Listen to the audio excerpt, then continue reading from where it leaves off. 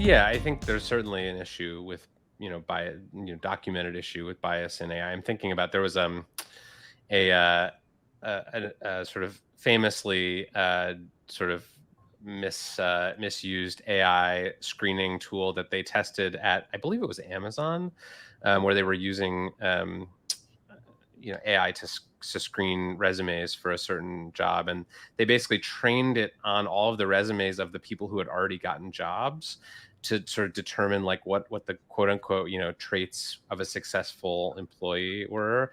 And it came back, I forget what it was, but it was like the top three predictors were like being named John, having gone to like some school, and then having played lacrosse or something like that. Like it was clearly, it was being trained on a set of data that reflected human bias, and so it picked up the bias from the human biased hiring process. So it's definitely a concern.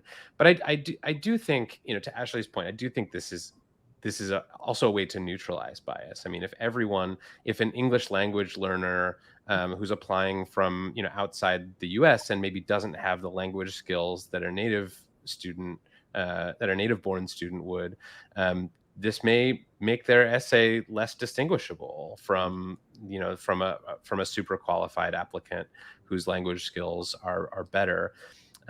Is that wrong? I don't know. That's above my pay grade, but it certainly seems to me that there are arguments on both sides that hiring, admissions, these processes have not been free of bias, Mhm. right? They have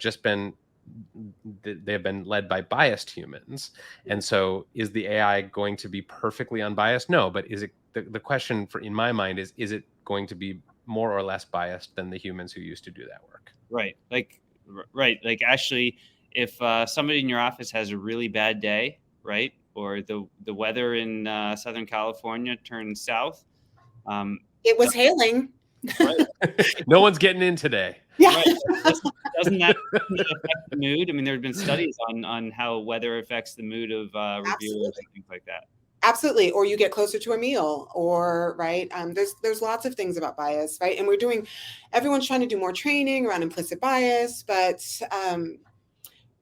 it always comes down to, these are the conversations that we end up having. Okay, if you remove these things that we know have bias, so the letters of recommendation or testing or the essay or all, what are you left with, and how do you make decisions?